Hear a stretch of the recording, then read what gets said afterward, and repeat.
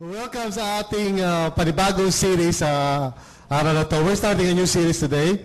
At ang title ng series natin, Final Countdown. Nakikita nyo ba? Medyo madilim na konti yung sulat yata. Final Countdown, Living Wisely in View of the End Times. Well, as you can see, ito ang topic natin sa buong March. It's about, well, the end times.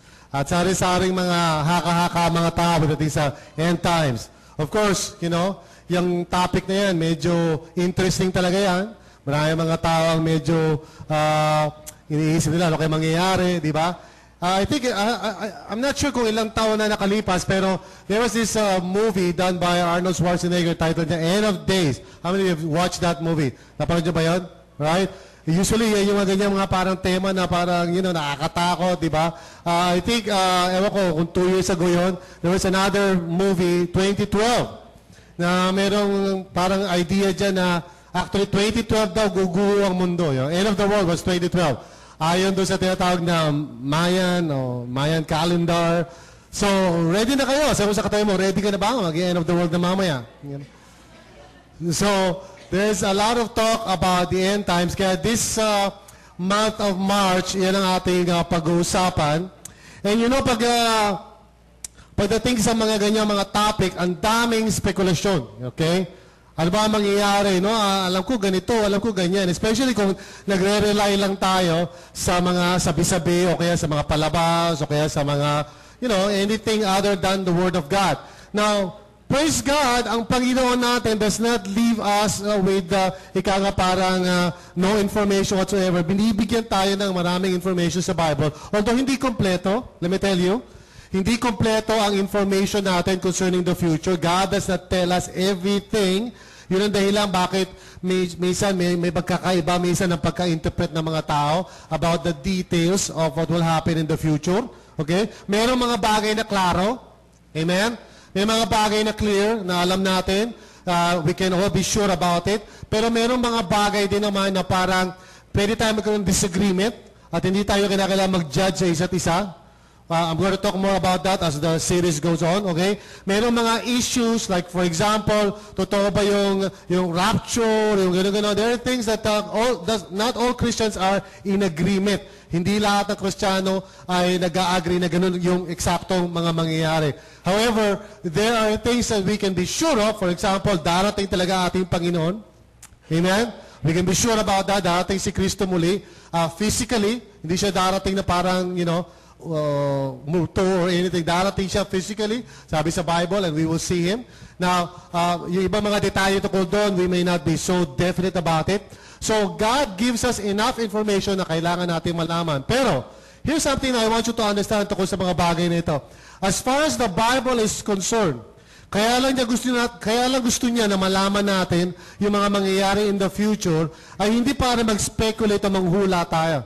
The reason why God wants us to know what will come in the end so that right now, yung buhay natin, we can begin to apply yung knowledge na yun in the here and now. In other words, hindi tayo binibigyan ni Lord ng information about the future para lang tayo matuwa. He's giving us information about the future para malaman natin how we are to live our life in the present. Amen? So, ganoon ang Bible, hindi lang basta nagbibigay sa atin ng mga interesting na information tungkol sa katapusan ng mundo, for example, or anything like that. Okay? But instead, binibigyan tayo ni Lord ng mga katuruan from the Word of God. Gusto niya malaman natin yon. Okay? Upang sa ganoon, yung life natin sa pangkasalukuyan ay hindi masayang. Kundi talaga may focus natin yung sarili natin in living our lives for the Lord, knowing fully well kung ano yung mga sinasabi niya about the future. Amen? So it's not mere speculation lang. Now, as we talk about itong mga end times, I want you to understand that there are two aspects to the end times. The first one is may kinalaman sa individual nating end, meaning to say, lahat tayo rito, if the Lord doesn't come, okay, if the Lord doesn't return, lahat tayo, sooner or later, mamamatay. Okay? Now, sabi mo sa akin, Pastor, huwag ka magsalita na ganyan. Well, totoo yun. I'm sorry, okay? It just happens, okay? Kung hindi darating si Lord, lahat tayo, darating, kung kailan man yun, hindi natin alam. But all of us will reach a certain point. In fact, alam niyo ba na at a certain stage of physical growth mo, yung body mo begins to deteriorate. Okay? Pagkatapos nun, pababa na ng pababa yun. So that's why habang tumatanda kayo, kung ano na yung mga sumasakit-sakit sa atin, di ba? Because as we grow older, nagsisenyales na yung katawan natin na darating ang time na finish or not finish, we will pass our paper, okay? Now, God wants us not to be afraid of this, but to understand exactly what this means. Now, at the same time, pag sinabi natin end times, of course, most of you are interested in what would be called cosmic, end times. Ibig sabihin, lahat na ng buong creation, stars, moon, sun, everything, lahat na, earth, okay? So there's going to be something na mangyayari na ang may kinalaman would be, the whole creation, yung buong creation. Ang tawag nga pala dito sa mga topic na to, sa theology, ang tawag dyan ay eschatology. Sabi mga eschatology. Wow, nosebleed, right? Eschatology. Eschatos means end times, or the things in the end. Okay? So, eschatology, logy means study.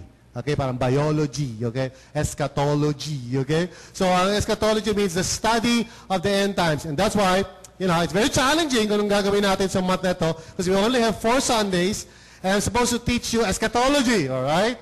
Now, bakit mahirap yun? Because where I'm coming from, seminary professor ako, usually it takes 1 whole semester to discuss yung topic na yan. But we're going to have 4 Sundays lang. So, meaning to say, medyo may konting limitation tayo. But I'll try my very best to give you what you need to know, okay? Para malaman nyo kung anong naghihintay sa atin as far as the future is concerned. Amen? Amen ba? Amen. Excited ba kayo sa topic na to? Okay, good. And so today, we are going to talk about yung tinatawag na individual eschatology or personal eschatology, yung may kinalaman sa ano ba ang mangyayari sa atin, okay, pag dumating na yung araw na tayo po ay magpapaalam na dito sa mundong ito. Okay? Now, as a believer in the Lord, kailangan malaman, kailangan magkaroon ka ng tamang pananaw at attitude tungkol sa life and death. Okay? Hindi lang dahil ito ang talagang common experience nating lahat, but because the Lord wants us to live in a certain way na nakabase sa truth, nakabase sa katotohanan. Because people have all sorts of wrong understanding about this, about life and death. For example, narinig nyo siguro yung mga tao, sasabihin nila, ano lang naman yan kanya-kanyang oras lang yan. How many of you have heard of that, di ba? Kanya-kanyang oras lang yan, di ba? Pag oras mo na, okay? So, malas lang yan, nauna siya, di ba? Okay, sasabihin ng mga tao, ang mga masasamang tao, matagal mamatay, so kung pakasama tayo, There are people who actually don't understand kung anong tunay na ibig sabihin ng life and death. So, yung life nila reflects kung ano man yung understanding nila. And here's what God is saying to us. Gusto niya na maintindihan natin maigi kung ano ba ang ibig sabihin ng life and death. Gusto niya magkaroon tayo ng tamang understanding so that yung life natin sa mundong ito, kung gaano man katagal yun, only God knows, okay, ay magamit talaga natin to its maximum, use for the glory of God. Okay? And some of us dito, afraid tayo and we need to deal with that. Okay? There are some people, ayaw nilang tumingin minsan, pag may nakaburol, ayaw nilang tumingin. I knew somebody like that, Sabi ko, tingnan natin si ganito, nasa nakaburol. Hindi, wag, ayoko, bakit? Kasi yung mukha ko nakikita ko pag silip ko sa kabaong. So there's people who have fears and all sorts of and alam niyo naman sa Pilipinas, pag may namatay, yan, usong-uso na yun, sasabihin nila, uy, naamoy ko si Lola, yung pabango niya nandito, or something like, hindi po ako ni Tito ganito, kiniliti niya ako kagabi, natutulog kami. So many kinds of wrong understanding. Yung kanina pinakita dito, yung may purgatory and all of that. We will not be able to talk about everything, pero I believe itong verse na pag-aaralan natin would be enough for us to understand, okay, kung anong tamang attitude natin dapat tungkol sa life and death, okay? We're going to look at a passage, Philippians 1, verse 18 to 26, and this was written by the Apostle Paul, as you well know. Now, ang background nitong letter nito is like this. Si Paul, when he wrote this, siya ay nasa kulungan. Okay? And when you are in a kulungan during that time, ng panahon na yun, pag ikaw ay nakakulong, hindi katulad ngayong panahon natin na parang makakaasa ka pa na merong due process, may trial and all of that. Noong araw, pag nakakulong ka, you really never know kung ano mangyayari sa'yo. In fact, most people, pag nakulong sila, ang ending nila, either pupugutan sila o basically may execute sila. So there's no certainty whatsoever pag nakulong ka. So the background here is Paul was in prison during this time when he wrote this letter. In fact, hindi lang ito yung letter na sinulat niya. Sinulat din niya yung Ephesians, sinulat din niya yung Colossians, magkakasabay yun. Kasama na itong letter na ito. And he was in prison. And the reason why that is important kasi close sila ng mga taga-Philippians eh. Si Paul at mga taga-Philippians very close kasi yung mga taga-Philippians, number one supporter niya yung mga yan. Yan yung mga nagpapadala sa kanya lagi ng tulong. Kahit nasa malayong lugar siya. So, he feels close to them, they feel close to him. Kaya nung nabalitaan nila na si Paul ay nasa kulungan, they were really, really worried. Okay? Nag-aalala sila. To the point na talaga nagpadala pa sila ng mga mensahero para malaman kung ano ba yung sitwasyon ni Paul. Okay? So, they were really afraid. And rightly so. Okay? Kasi sabi ko nga sa inyo, kung nakulong ka nung araw, talagang delikado na yung buhay mo. No? Ngayon siguro parang kahit paano, di ba? Pag nakulong ka, baka doon ka lang sa Veterans Hospital or somewhere, wala masyado namang nakakatakot na mangyayari sa iyo, baka may air condition ka pa. Pero during that time, when you're in prison, manalangin ka na because you never really know how things will turn out. So itong letter na to actually is a letter of Paul to try to help the Philippians na nag-aalala sa kanya para wag sila mag-worry. In fact, more than that, gusto niya na mag-rejoice pa sila sa nangyayari sa kanya. Which is unusual, di ba? Nakakulong ka na and then gusto pang mag-rejoice yung mga tao. But actually, Paul wanted the Philippians to rejoice with him. And in the process, he's going to talk about his own attitude about life and death. And we can learn something from him. And sana, yung kanyang attitude sa life and death will also be our attitude sa sarili nating buhay. Amen? Because let's face it, hindi naman natin alam eh. Right? Kung kailan eh. Does anybody know? Wala naman, di ba? Alam ko, may mga ibang tao nagmamadali. So, sobrang dami ng problema nila, gusto nila pabilisan na. Okay? Gusto nila mag-suicide, okay? But if you're a normal person, sabi mo sa katabi mo, normal ka naman, di ba? Okay, if you're a normal person, you probably don't know, and it's foolish for you to think na parang you would just go on and go on and on and on because hindi mo nga sure yun eh. So, that's why kailangan mo malaman itong mga bagay ito. Let's pray. And I ask God to teach us today. So, Father, in Jesus' name, tulungan niyo nga po kami, Father, na maintindihan namin ang pananaw ni Paul tungkol sa life and death. And may that serve as an inspiration for us para makita namin how also we are to look at life and death as an experience namin, Panginoon. And Lord, alisin mo mga fears namin. At the same time, alisin mo rin, Panginoon, yung pagwawalang bahala namin about the day-to-day opportunities na binibigay mo sa amin, Father. This is our prayer now in Jesus' name. Amen? Well, amen. All right. Here's what Paul says. Sabi niya, but what does it matter? Okay? The important thing is that in every way, whether from false motives or true, Christ is preached. Now, I started there because there were other verses before this, siyempre, obviously. Verse 18 na to, sa may nauna na rito, verses 1 hanggang 17. Okay. So yun, may nauna na yung verses. So I did not put it there anymore kasi mahaba masyado. But let me give you the background of the story.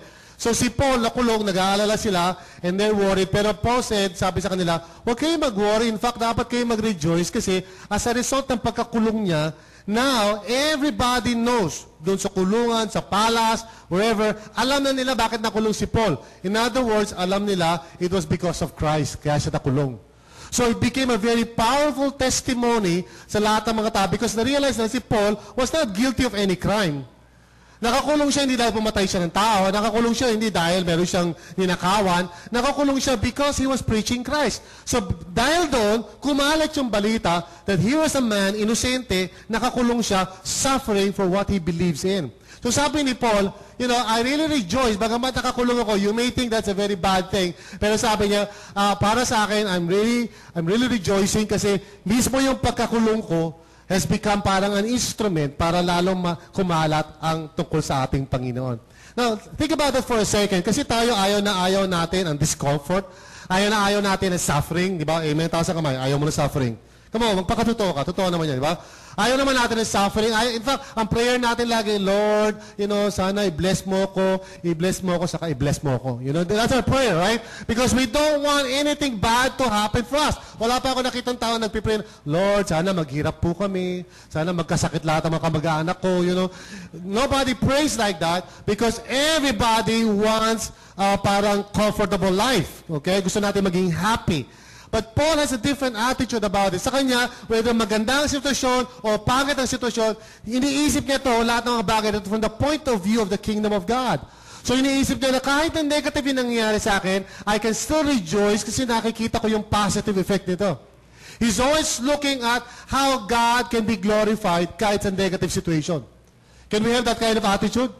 Amen? Kasi pag mayroon mga negatibo nangyayari sa atin, complain tayo na complain kay Lord. Di ba? Lord, bakit naman mo? Pag mo inalaw ito, nagsaserve naman ako sa iyo eh. What you don't understand is that minsan, He allows negative things. Pero if you trust God, kahit na yung negative thing can be used by God in a positive way. Alright? So Paul was rejoicing because of that. But more importantly, sabi niya, is that in every way, whether from false motives or true, sabi niya, Christ is preached. Kasi ito naman yung nangyari din, aside from the fact na nabalitaan ng mga tao na nagsasuffer siya for Christ. Another thing that happened was that yung mga Christians became bolder. Naging mas matapang sila to preach the Word of God. So, mas lalo nagkaroon sila ng encouragement kasi nakita nila si Paul nakakulong for Christ. No, so sila parang, tayo rin. So, a lot of people preach the gospel as a result. Nagkaroon sila ng motivation. Amen? Kaya lang, some of the people na nagpipreach din naman, hindi rin naman tama yung motivation. Kasi sabi ni Paul, kaya sila nagpipreach, mali yung kanilang motibo. Siguro, gusto lang nilang parang palalain yung sitwasyon ni Paul. Now, I don't know exactly how that could be. Pero ini-imagine ko siguro, pag nag-preach sila ng gospel ni Paul, baka lalong mainis yung mga authorities kay Paul. Kasi lalong kumakalat yung gospel. Alright? So maybe yun ang dahilan. Pero hindi ko alam talaga tunay na background nito. Pero sabi ni Paul, may mga tao nagpipreach. Okay? Na hindi tama yung motibo. Hindi dahil gusto talaga nila mag-preach. Kundi gusto lang nilang palalain yung sitwasyon ni Paul. Pero sabi ni Paul, okay lang. Okay lang sa akin. Because all I want, sabi niya, is that ma-preach yung name ni Christ. Yun yung pinaka-importante sa akin. Now, I don't know about you. Palagay ko, none of you rito, or meron ba rito, let me just take a survey. Ilan sa inyo nakulong na? Hindi yung nakulong sa toilet or anything like that. Nakulong talaga kayo kasi nakulong. Meron mo rito nakulong na? Okay? Now, I'm embarrassed to say this, but actually, when I was young, nung bata ako, dahil wala pa ako sa Panginoon, nakulong ako. Okay? Overnight lang naman. Praise God. Okay? Hindi naman yung 10 taon or anything like that. Okay? Nakulong ako ng overnight sa Makati City Jail. And let me just give you a story about that very quickly. Ayoko na mai-bore kayo. But for some of you, hindi nyo alam to. Nung bata pa kasi ako, of course, I used to use drugs. Nung bata pa ako, nung wala pa ako kay Lord, I used drugs, nagda-drugs ako, tapos umiinom ako, you know, that kind of stuff. Sabi, bata ka pa di ba? And so one day, naisipan namin ng mga barkada ko, doon kami gagamit ng drugs sa may quad. How many of you what quad? No, alam niyo ba yung quad? Tawag ngayon doon, green belt, okay? So lahat ng taas na kamay, kaedad ko yan. Okay, so quad, okay? There was a time na merong quad doon, tapos ngayon greenbelt na ngayon, maganda na itsura ngayon. Pero nung araw, park lang yan, may park sa gitna, tapos parang may theater, tapos may parang pag-ano mga upuan. Okay? Doon ang tambayan nung araw, and ginagawa namin noon, pumupunta kami sa pinakatuktok ng mga upuan na gano'n, doon kami sa taas, overlooking everybody, tapos doon kami magpa-pot session. Okay? So anyway, one day, dinicide namin gawin yon. Hindi ko alam kung saan galing, wala kami wisdom, obviously. So ginawa namin, pumunta kami doon, nag-pot session kami, wow, pare, tinan mo sila, wow, kita mo, naglalakad yung mga tao, so, gano'n kababaw yan, nagtitripping kami doon. Hindi namin alam na meron pa ng mga police o may mga Metrocom na naghihintay sa baba, pinapanood kami. Okay? So, nung pagbaba namin, naghihintay na yung mga Metrocom. By the way, Metrocom nung araw, ngayon, ang tawag sa kanila PNP. Pero nung araw, tawag Metrocom. Nung panahon pa nila Marcos to. Huwag yun ako tanongin. Basta yung mga panahon na yun. Okay. So, anyway, yung mga Metrocom naghihintay sa amin. So, dinakip kami ngayon. Alright? To make the long story short, dinala kami sa Makati City Jail. And ikinulong kami doon. And let me tell you something. Pag ikaw ipinasok sa kulungan, and sa akin siguro, walang comparison sa kulungan ni Paul. Pero doon sa kulungan na pinasukan sa akin, siguro mga 50 kami sa isang maliit na kulungan. So lahat kami nakatayo lang parang sardinas. So hindi ka pwedeng matulog, simply hindi ka pwedeng mahiga. Kung matutulog ka, kailangan lang, ganyan ka lang. Okay? Tapos pag uupo kami, talagang dikit-dikit yung mga paa namin. Okay? Tapos, pag pinakain kayo, kapapakainin kayo sa yung lalagayan ng parang nyog, yung nyog ilalagay yung kanin doon. Tapos yung kanin panis. Okay? So, ibibigay siya, papakain. Tapos, aagawin pa ng mga mayor, yung mga malalaking katawan na maraming tato. You know, aagawin nila yung pagkain mo. Eh, dahil panis naman, sabi ko, sige, sa'yo na yan. You know? So, hindi ko na makain eh, okay? Pagdating ng umaga, gigisingin kayo, patatayuin kayo, gaganunin ng policewoman yung kanyang batuta. Tok, tok, tok, tok, tok, tok, tok, tok. So, lahat kayo, gigising kayo ngayon, tapos kakanta kayo ng Bayang Magiliw. Ay, Lupang Hinirang pala. Bayang Magiliw. Ganun. Tapos kailangan nasa tono ka kasi lalapitan ka ng policewoman. Pag wala ka sa tono, yung kanyang baston, yung batuta, gaganunin ka ng batuta. Kaya kailangan sa tono ka. Bayang Magiliw. Anyway.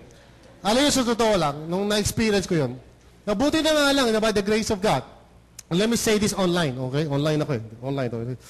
Baka kasi, wala akong record. Hallelujah. Wala akong record, okay? Kasi nung gaganon na yung kamay ko, yung thumbprint na ganon, yung mag-thumbprint sa akin na police, gumagamit din pala. So sabi niya, alam mo, durugista rin ako, sabi ng police. So para wag ka magkaroon ng record, lagyan mo na lang itim yung kamay mo. So nilagyan ng itim yung kamay ko, so wala akong record. Hallelujah, wala akong record. Praise the Lord. Okay? Just to clarify lang online, wala akong record. Okay? Malinis ang aking record. Okay?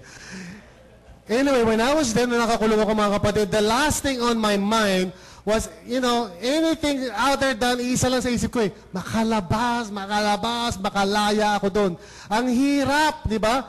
Imagine mo yung hahawak ka sa reyas sa tapos nakalabas ka, ibalik niyo ako doon.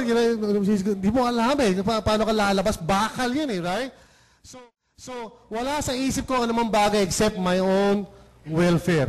Now, this is amazing kasi si Paul nakakulong, but he's not thinking of himself.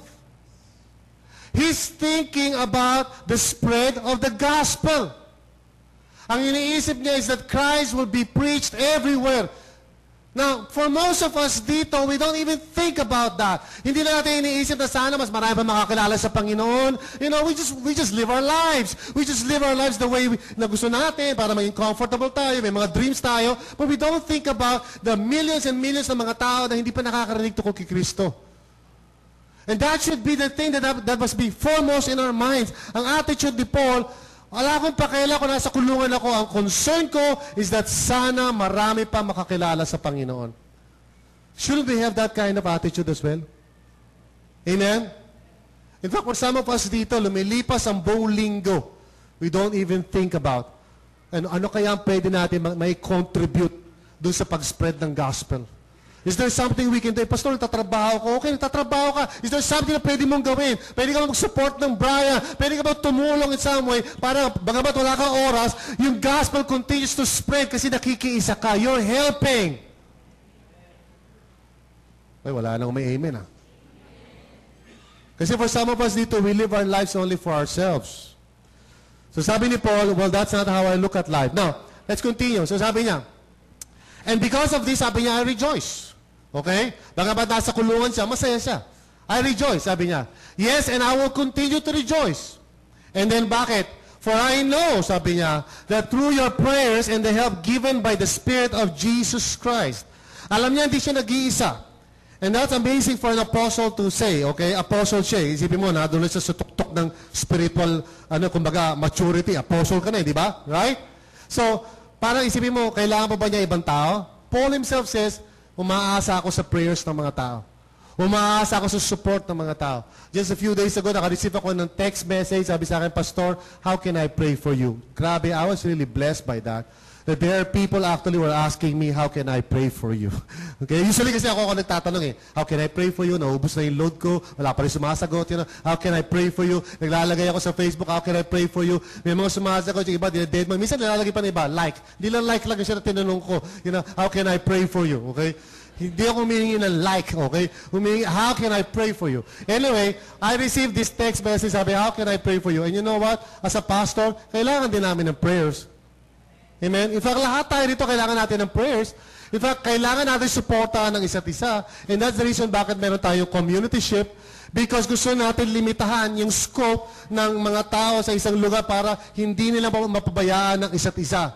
If there are 20, 30 people in a community, tapos napapabayaan pa yung mga membro nito, ang laking kasalanan na yan sa mata ng Diyos. Are you listening? 20 lang kayo, 30, tapos hindi nyo pa alam kung ano nangyayari sa isa't isa. That is a sin against God. Okay? Dapat, kaya kayo community so that you can take care of one another. Walang sino man na makaka-feel na parang walang nagmamalasakit sa kanya. Hello? Wala nang amen. Okay? communities, it's time for us to understand na kailangan natin ng isa't isa. You know, sa isang linggo, can I have a survey? Sa isang linggo na wala man lang nangamusta siya, sinabi, can I pray for you? How do you feel about it? Di ba nakakalungkot? Di ba? Di ba parang feeling mo, wala ba nagkikare sa akin kung magpakamatay ako dito? Who cares? Di ba? Kaya nga natin nililimitahan yung span of care sa loob ng community para naman, kahit konti man lang kayo, 20 kayo, 25, you can take the time to say to one another, 20 lang naman, di ba? 20, how are you? How can I pray for you? Susunod, how are you? How can I pray for you? Okay, Fe, how are you? How can I pray for you? 20 lang yun, 20 pesos lang yun. Wala nag-amen.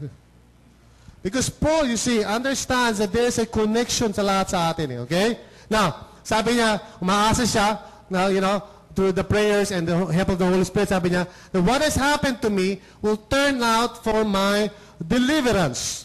Now, deliverance, what does it mean? Ini-expect ba niya na siya ay mapapalaya? Now, at first, parang ganun yung dating, deliverance. Pero actually, ang word talaga na ginamit ni Paul dito in the original Greek is salvation. Okay? In other words, he's not just talking about, you know, mapalaya siya. He's talking about something na far bigger than just yung mapalaya siya. Let's look at the context. Tingnan natin kung sinasabi niya. Kung yung ba inaasahan niya. Sabi niya, I eagerly expect and hope that I will in no way be ashamed. Okay? But will have sufficient courage. So ayaw daw niya napapahiya siya, okay, ashamed, at gusto niya magkaroon siya ng courage. Para saan? Bakit ka magiging ashamed? Yung hindi ka mapalaya, you're ashamed, okay? O mapalaya ka, you know, nakakahiya ba yun, di ba? What is he talking about? Let's read on. Basahin natin. Sabi niya, so that now as always, Christ will be exalted in my body, whether by life or by death. Ibig sabihin niya ngayon, yung deliverance na tinutukoy niya ay hindi yung deliverance na parang mapalaya lang siya. Because he knows, pwede siya mamatay. So ano siya sabi niya deliverance? Ano siya sabi niya that I will not be ashamed? He's talking about, okay, yung pag siya ay namatay at tatayo na siya sa harapan ng Diyos, okay, mayroon siyang confidence at di siya natatakot na alam niya na pag humarap siya sa Panginoon, di siya mapapaya because he lived his life by faith. Okay? In other words, ready siya at any moment because sigurado siya kung ano mangyayari sa kanya. In other words, wala siya. Ayaw niya na mapahiya ang Panginoon o ayaw niya na manlupaypay siya sa ganung mga pagkakataon, lalo na pag nandun niya na yung taganong executioner, di ba? Hindi, wag, sakit yan, masakit, you know? He wants to be bold right at the very end kung sakali mang humantong yung sitwasyon niya ngayon to execution. Okay? He wants to be bold, he wants to be courageous, he wants to put his head doon sa putulan, sa, you know, sa executioner, matawag dyan, yung nilalagay yung ulo, di ba? Gusto niya lagay yung ulo niya doon, you know, with courage and say, you know, praise God, hallelujah. Why? Why is he like that? Because he knows exactly kung siya saan siya pupunta. In fact, ito ang kanyang statement. One of the most famous verses in the entire Bible na kailangan ma-memorize natin. Sabi niya, for to me, to live is Christ and to die is gain. Because he knows. Alam niya. He's not afraid. You see, he is full of courage. Kasi alam niya anong relationship niya with God. Kung sakaling dumating man yung time na magpapaalam na siya, kung sakaling dumating man yung time, malalagutan na siya ng hininga. Ang ayaw lang niya mangyari, hindi yung mamatay. Ang ayaw niya mangyari is yung mamamatay siya nang wala siya, nang hindi niya natapos, hindi niya nakumpleto yung kanyang mission. He's ready to die at any time. Because he's saying, for me to die is gain. Because he knows exactly where he is going. You know what? The reason bakit natatakot ang marami sa atin pagdating sa kamatayan is because most of the time, hindi natin kasi alam. Okay? And that's true kahit sa normal na experience. For example, ilan sa inyo naligaw na? How many of you naligaw na kayo? Hindi naligaw kayo, naligaw. Yan, okay, some of you naligaw na kayo, di ba? It's so terrifying pag naligaw kayo. Just, you know, was it last week or 2 weeks ago, pumunta ako sa Santo Tomas, Batangas. Okay, I was invited to speak doon sa lugar na yon. And di pa ako nakapunta doon sa lugar na yon. I think nakapunta na ako pero hindi ko alam sa Santo Tomas pala yun. Okay? Pero anyway, binigyan ako ng mapa. Now, yung nagbigay sa akin ng mapa, in fairness, okay, siguro masyado siyang believe sa akin. Kasi yung mapa niya, walang masyadong pangalan yung mga kalye. Okay? Kundi parang simple lang na kumaliwa ka, kumana ka, kumaliwa ka ulit, tapos meron nandun yung may X doon, sabi, ito yung lugar. Now, so unang tingin ko gano'n, parang sabi ko, madali lang naman. Okay, so minemorize ko. Yun naman ang pagkakamali ko, minemorize ko, hindi ko pinrint. Okay? Kasi malayo yung printer doon sa computer, yatamad ako ilapit yung printer sa computer. So ginawa ko, minemorize ko. Kasi meron akong photographic memory. Sabi ha? Photographic memory. Yun ang akala ko. Kasi paglabas ko ngayon doon sa Santo Tomas, nung exit, okay, bigla na-realize ko, ano ba, kaliwa o kanan? So, tinatry ko i-recall sa isip ko kung itsura ng mapa. Ayaw lumabas. Okay? Tapos, nagtanong-tanong ako, sabi ko, saan ba rito ang Santo Tomas? Sabi niya, dito po, kanan po kayo rito. Tapos, kumanan ako. Pagdating ko sa bandang, saan ang Santo Tomas? Doon sa kaliwa. Kanan, kaliwa. You know, feeling mo parang medyo natetensyonado ka na, di ba? Tapos, nakita ko ang traffic. Tapos, ang daming pulis. Yung pala, diniditor lahat ng kalye, diniditor. Dito kayo, kanan kayo rito, kaliwa. Hindi ko alam yun kung saan kami pupunta. Okay? Tapos, tawag ako ng tawag doon sa tao, walang sumasagot. Tapos, malapit na yung oras ng speaking engagement ko, nandun pa rin ako sa kalye. You know?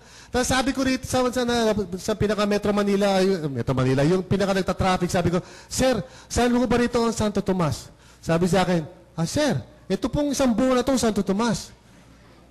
Sabi ko, saan mo ba rito yung, tinignan ko yung nakalagay sa ano ko Nara Street. Saan ba rito yung Nara Street? Sabi, sir, ang daming Nara Street dito. Alam mo yung feeling na gano'n, di ba? Sa mga kote, tumataas na yata yung presyon ko, di ba? Because I'm thinking, grabe mo, hindi ko na yata matatagpuan yung lugar na ito. When you are afraid, it's because you do not know. Kaya ka natatakot. And that's why it's so important na masigurado mo kung ano bang status mo sa relationship mo with God. If you are afraid right now of death, maybe it's because hindi mo pa sinesettle yung relationship mo with God.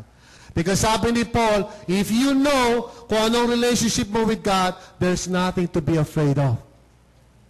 Amen? Because alam mo kung saan ka pupunta. So let me give an opportunity right now sa lahat ng narito. Will you just bow your heads?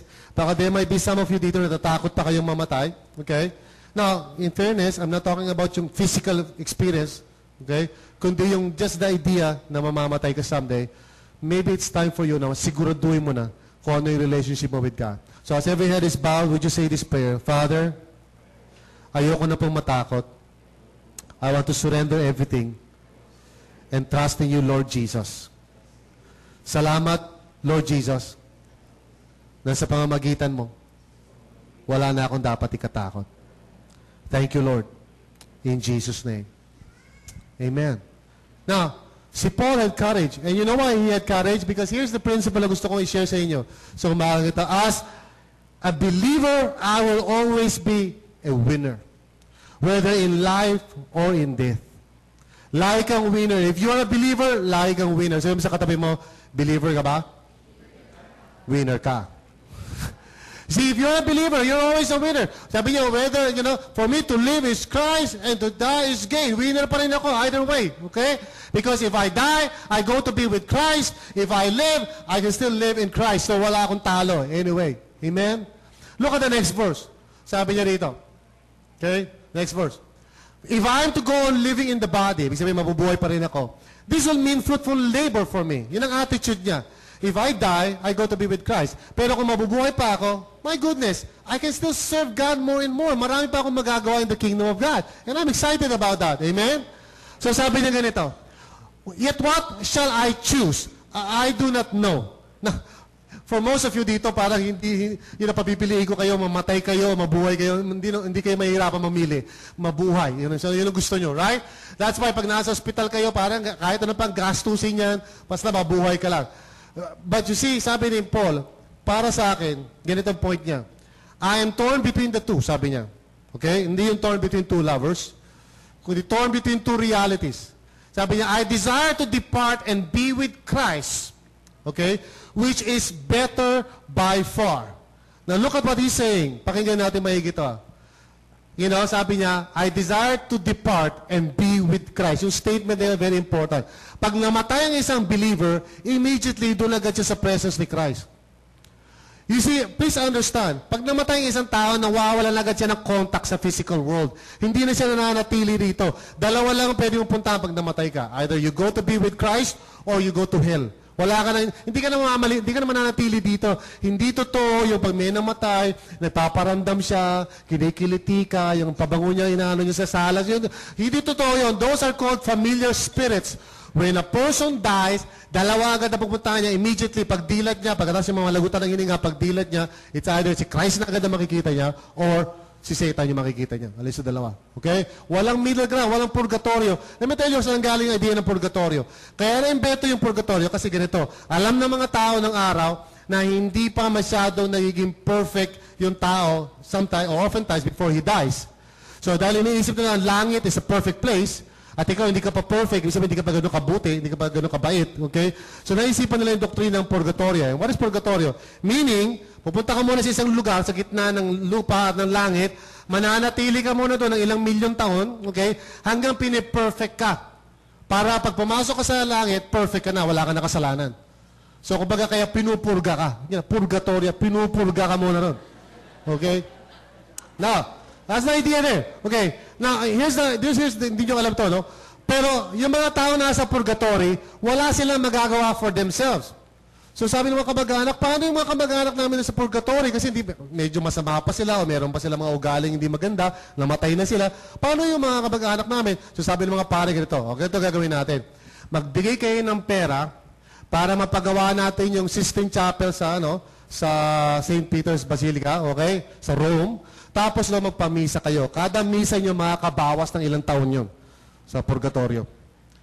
That's it, basically. Okay? Kaya nauso yung purgatorio na yun kasi kada pamisa mo, sasabihin ng mga pare, okay, so imbis na 1 million years, ano na lang, 999,999 years. Okay? Pamisa ka ulit. Eh, kada misa may bayad yun, di ba? So, therefore, naging money-making business yun. That's why, nagalit yung isang pare na pangalan niya si Martin Luther at nagreklamo siya, nag-post siya ng protesta. Tinawag siyang protestant. Okay? Kasi nagprotesta siya eh. Okay? Sabi niya, hindi nakukuha ang langit sa pamamagitan ng pera. Now, okay. Amen? Do you understand that? Konting history lang. Sabi mo sa katabi mo, yun naman pala yun. Yun naman pala yun. Okay? Now, the truth is, ang turo sa Bible is that when you die, kung ikaw ay Christian ka, you immediately go to be with Christ. Kaya sabi ni Paul, that is better by far. Di ba? Kaysa naman dito sa mundong ito, with all the suffering, at least nakasama ko na agad si Christ, di ba? Marami akong itatanong sa Kanya, di ba? So, marami akong questions. Lord, saan nakakuha ng asawa si Cain? Marami tayong questions na itatanong doon, di ba? So, anyway, so sabi niya, yun ang far better. So, huwag kayong maniwala doon sa pag namamatay, nagpaparamdam, and all of that. Yun ay mga demons na nagpapanggap na kamag-anak ninyo. So, pag may naramdaman kayo ngayon, let's say, namatay yung lola nyo ngayon, may naparamdam, i-rebuke mo na agad in Jesus' name. Because hindi mo lola yun. Okay? Isang familiar spirit yun na kilala yung kamag-anak mo and trying to assume yung identity niya. Okay? Now, I wish I can talk to you more about these things, pero wala ako masyadong time. But here's the point. Okay? Tandaan niyo ito. Once mamatay ang isang tao, wala na siyang relationship sa physical world. Kaya nga, bawal na bawal yung nag-i-spit at mag-glass ka. Di ba yung, sino pa pangasawa ko? Si Torio. Okay? That is a sin against God. Huwag ka makikipag-usap sa patay. In the first place, hindi mo makakausap ang patay. Makakausap mo evil spirit. God prohibits talking to the dead. Okay? Pag namatay isang tao, alin lang sa dalawa yan. Alright? Heaven in Christ or hell. And how do you know that you're going to go to heaven? If you are in Christ. Okay, so kung believer ka, there's nothing to be afraid of. But it is more necessary, sabi niya, okay, for you that I remain in the body. Now notice yung attitude niya rito. Yung life niya here on earth is not for the purpose of enjoying myself. It's not for the purpose para ma-fulfill ko lahat ng bucket list ko. It's not for the purpose na para maging masaya ako. O sana magkaroon pa ako ng buhay kasi gusto ko pumunta ng Walt Disney.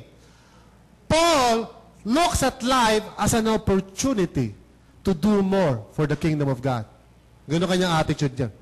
So sabi niya, if the Lord allows me to live, sabi niya, it is necessary para sa inyo, not for me, but for you, sabi niya. And then he goes on, convinced of this, sabi niya, I know that I will remain, and I will continue with all of you. So may hope siya, may faith siya, na bibigyan pa siya ni Lord ng life. Papayagan pa siya ni Lord na mabuhay pa siya ng matagal. And then he goes on, sabi niya, for your progress and joy in the faith. So in other words, kung bibigyan ako ng buhay ni Lord, hindi para sa akin, kundi para matulungan ko yung mga tao na mag-grow pa sila sa Panginoon. Amen? And then, so that through my being with you again, sabi ni Paul, okay, your joy in Christ, Jesus, will overflow on account of me. So, nakikita niya na merong mutual benefit. Kapag nagpatuloy pa siya, mabibless yung mga tao patuloy na magkakaroon ng strength sa kanilang spiritual lives. In other words, Paul is just so full of passion for the kingdom of God. Alin sa dalawa, if I die, sabi ni Paul, you know, my heart is full of courage, wala akong takot, because I know saan ako pupunta. Pero if I continue to live, kung bibigyan ako ng Lord ng life pa, you know, by the grace of God, gusto kong gamitin bawat energy, bawat oras, bawat panahon to serve God. Now listen carefully. How many of us think of life like that? Yung karamihan sa atin dito, you know, nakafocus lang tayo sa mga sarili natin, sa pamilya natin, sa ikagaganda na kinabukasan natin, sa you know, paglikom ng pera para mas maging maganda yung komportable yung ating kinabukasan. There's nothing talaga absolutely wrong about those things, pero hanggang doon lang ba ang pangarap mo sa kinabukasan? What about serving God? What about doing things in the kingdom of God para magamit yung time, talents, and treasure mo for the sake of other people? Karamihan sa atin dito, lagi natin pinopostpone yung paglilingkod sa Panginoon. Lagi natin sinasabi, Lord, saka na, pag nakapag-ipon na ako. Lord, pag nabayaran ko na yung utang ko, sige Lord, magsuserve ako sa iyo. Lord, sige, pag medyo may oras na ako, Lord, I will serve you. Lord, pag medyo parang yung nabili ko na yung bahay na gusto ko, o kaya nakapag-abroad na kami, sige Lord, pag-iisip ako, I'll serve you. Pero usually, by the time na dumating yung oras na yun, it's too late. Wala ka ng energy, hindi mo na kaya, o kaya worst scenario, nasa hospital ka na, puro tubo na yung ilong mo. You cannot serve God anymore. When is the time to serve the Lord? When? While you are still alive now. Habang nabubuhay ka pa, dapat isipin mo na, what can I do for the kingdom of God? Na pag sinabi natin ministry, mga kapatid, please wag nyo lang isipin agad yun nandito sa stage. Diba? Sabi niyo, Pastor, hindi ako marunong kumanta eh. In the first place, wag ka mag-volunteer sa praise team kung hindi ka marunong kumanta. Please! That's a joke. Okay, Pastor, hindi ako marunong tumugtog. Of course, kung hindi ka marunong tumugtog, wag ka tumugtog rito because hindi lang naman yan ang ministry. In fact, mas gusto ko pa nang gawin natin, na mag-Bible study tayo sa ating kapitbahay doon, nag-start tayo ng share group, sa eskwelahan, sa office, yung mga friends natin, share natin sila ng Word of God. Ang daming opportunities to serve. Why is it na iniisip natin yung nasa harapan lang ang ministry? Amen? O kaya, kung di man sa harapan, nandun sa likod, usher. Yun lang nasa isip ng tao, praise team, usher. Hindi, dagdagan pa natin, tech team. So, anong ministry? Tech team, usher, praise team. Praise team, usher, tech team. Tech team, usher, praise. Wala lang iba! Because there are so many things we can do. And habang may buhay tayo, taas sa kamay na may buhay. Right? Habang may buhay ka pa, okay? What are you doing? Kailan ka magsiserve? Hinihintay mo pa na, ano magandang sitwasyon ang hinihintay mo? Ngayon na. Isipin mo na kung anong magagawa mo based sa situation in life mo. Amen? Hindi ka naman kinakailangan magpastor eh. Sabi mo sa katabi mo, hindi ka naman kinakailangan magpastor eh. Ha? Kung gusto mo magpastor, okay lang din yun. Okay. Pero hindi naman kinakailangan. There are many ways to serve God. So here ito sinasabi ni Paul. As a believer, okay, I will always be a winner, whether in life or in death.